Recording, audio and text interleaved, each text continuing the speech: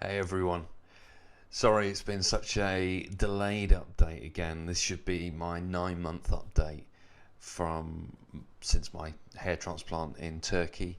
Today's 30th of August, so it's been a good 9.5 months now, just beyond that. But I thought it would be a good time to give an update as well. So from my last video, speaking to people through the comments and people on social media, a lot of people said, you should think about, rather than spiking your hair up, spiking your fringe up, maybe try wearing it down, maybe try wearing it to the side. And so that's kind of the look I'm going for today. So you'll have to let me know what you think. I quite like it, but I've got a bit of an odd face shape where I think hair off my face suits me better than like a fringe, like if I was to do that. But anyway, that's not important. I'll show you where we are at the moment, 9 months on. So as you can see, this is the front. To caveat this, I'm stood probably 5 feet away from a window, so the lighting isn't great, as in the light is pretty harsh, probably the harshest that I'm going to experience, but I think it shows the hair transplant in all its glory, warts and all really, because I could go and put hair fibers on or hair dry shampoo or things like that, but I want you to see how it actually is. So this is from the front. If I spike it up just for a minute, as you can see, there are still gaps on the front which I don't think are probably going to be filled in now, but the actual hair itself is much more consistent with the other hair on my head, which is really, really good. So anyway, this is from the front. That's from the top, and then that's from one side, and that's from the other side. And I'm gonna have to get up and spin around for you to see the back.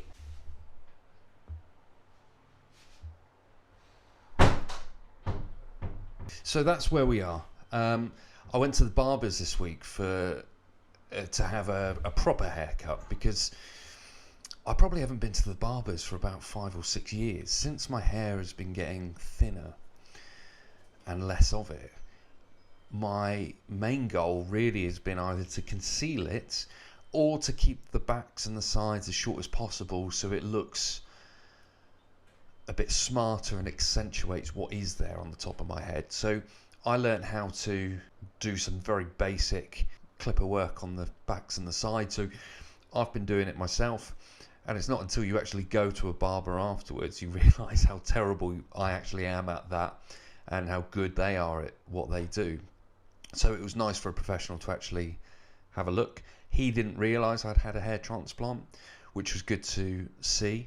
The scarring, it's been a few days, and it's really difficult to show on camera, but the scarring isn't massively obvious, which is good. I think that helps for the fact that I'm quite pale skin and my hair is relatively fair.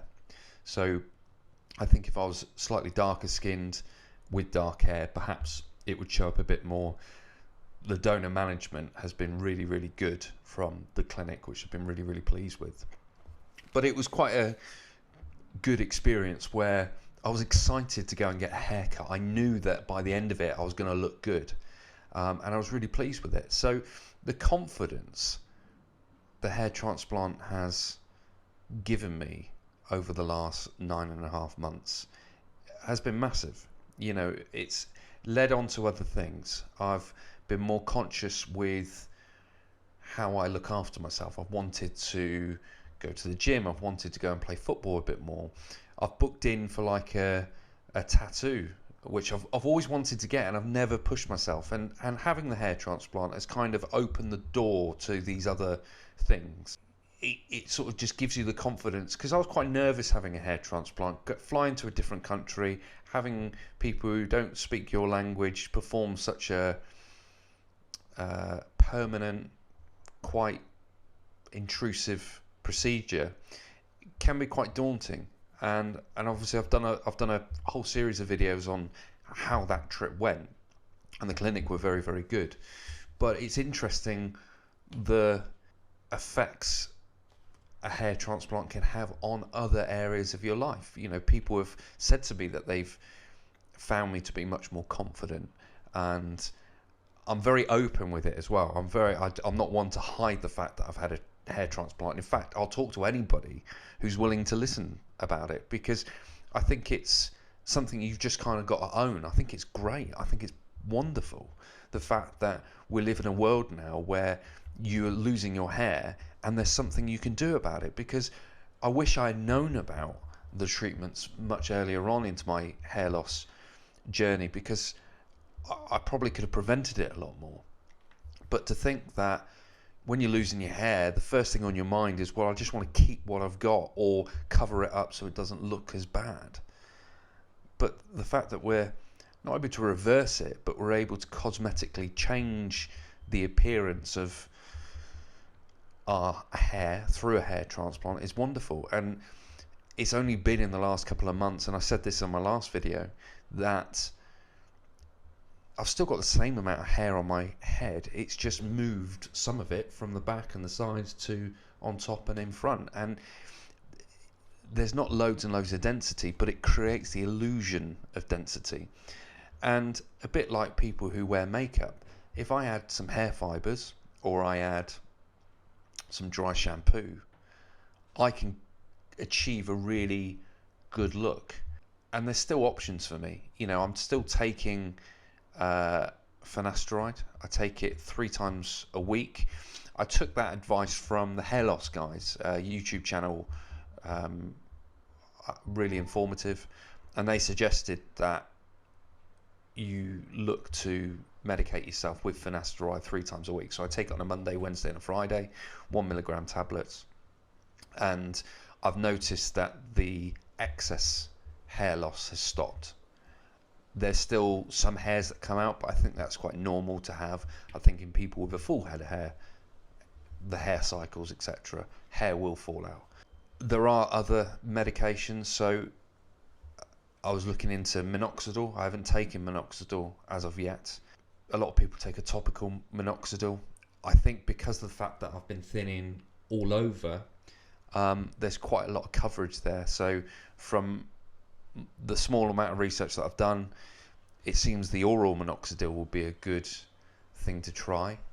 That's a little bit harder to get hold of.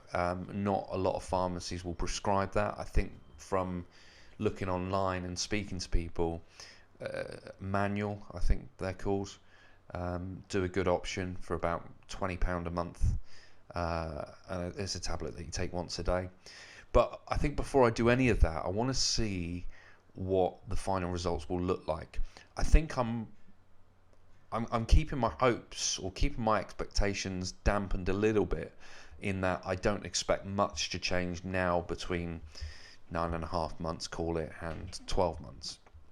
But some of the things I've noticed then in the last month is that the transplanted hairs have become more consistent with the native hair. They've become a little bit more mature. Some of the single grafts that have been quite thin and wispy are now are becoming thicker, and the double grafts, where say one hair has come through, the second hair is starting to come through and starting to become a little bit thicker. So that's been really, really good. There's no doubt that there are some failed grafts on my transplant, only in small patches, and I think perhaps to the untrained eye you wouldn't necessarily see. So on this side, so there are some sort of failed grafts around here and around there. It's just gaps really, that nothing's been growing since 4 months, 3 months. So I will speak to the clinic about that once we hit the 12 months and just see what we can do to remedy it. We always talked about needing to go back for a second hair transplant. My hair's there was a fair amount of coverage. I've had 4,200 grafts, which is not an insignificant amount of grafts to have, but my hair is thin. I think on the report they sent me, it was in the region of 40 to 45 microns, I think they call it. Say the average might be between 50 and 60 and 70. So my hair is thin, the individual hairs are thin. So I have to sort of manage that expectation. What I wanted was to have a consistent amount of density throughout my hair. So what I didn't want to have is like loads of thick density here, but then no density here. And although it is still thin, it's certainly getting a lot better, and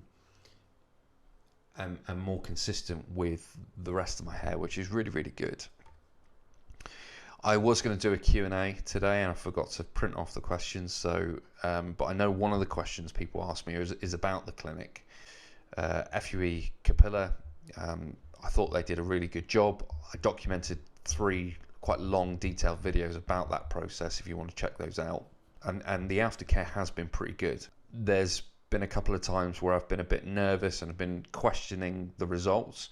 And so I've gone back to the clinic and they're, I mean, you're dealing with like customer service agents, but they will go and speak to Dr Turan and get his opinion on things and then get back to you. So I've been quite pleased overall with the aftercare. I would consider going back. Well, I would go back for a second hair transplant with FUE Capilar. I think they've moved hospitals since I've done it. But yeah, I thought they were really, really good. I think having a hair transplant just gives you an element of freedom. I remember growing up, I always wanted different hairstyles. I went through a whole host of different hairstyles. I had long top knots and ponytails to completely shaved buzz cuts and all sorts. And I liked the change. I liked the shaking things up a bit. And as I started to lose my hair, my options drastically reduced. In lockdown, I decided to completely shave my head and bicked it as well. So I kept it super short. And I did that for about 18 months. I really enjoyed it. You know, I grew out a big beard and it looked really, really good. And then when it came to me getting a bit bored and wanting to change it out again, I let it grow out for only a few days. And it looked awful. It was getting thicker on here and around the back, but on top it was like super thin. It was super light. I looked like an old man as it started to grow out, and I was really embarrassed. But I realised now, having a hair transplant, being able to go to the barbers, being able to explore different hairstyles, is exactly what I wanted from a hair transplant. Yes, I think we're always going to want more. You know, I'm picking really minute details here about failed grafts and lack of density at the front, but the truth is that I'm very fortunate to be able to have the result that I've got. I'm on finasteride now, which hopefully will stabilise that hair loss. And I've also got options open to me. I've got oral minoxidil. I've got potentially going back for a second hair transplant. But it's had a profound effect. It's had a profound effect with my confidence, with how I am with people. I've always been pretty confident anyway, but it's encouraged me to go and do other things. But overall, I'm really pleased. There's still another 2.5 months to go, so it'll be interesting to see if anything changes in that time. I am feeling some sort of small spots coming through at the mid scalp and the crown, which I would suggest are hairs coming through there, because it tends to get most of the results here first, and then it sort of works its way back. So at 3 or 4 months, I started getting sort of small spots where hairs are trying to push through, and I think that's what's happening at the crown. So it's good to see that there's still some progress being made, and I'm aware that the crown work, the results on the crown are going to take up to 18 months anyway, so it takes a little bit of time. But anyway, I hope you find these videos useful. I'm not a YouTuber. I'm just somebody who's decided to take the plunge on having a hair transplant, having been insecure about my hair loss for a number of years, and I feel good the fact that I've been able to do it. I feel good that I'm able to share the experience. So I hope you find them useful. If you've got any questions, I try put them in the comments. I try and reply to as many as I can. I'm also on social media. If you're going through that journey, certainly recommend looking at some of the Facebook groups for hair loss, because there's a lot of support there, a lot of people going through what I went through. But I'll see you in the next one. Take care. Bye bye.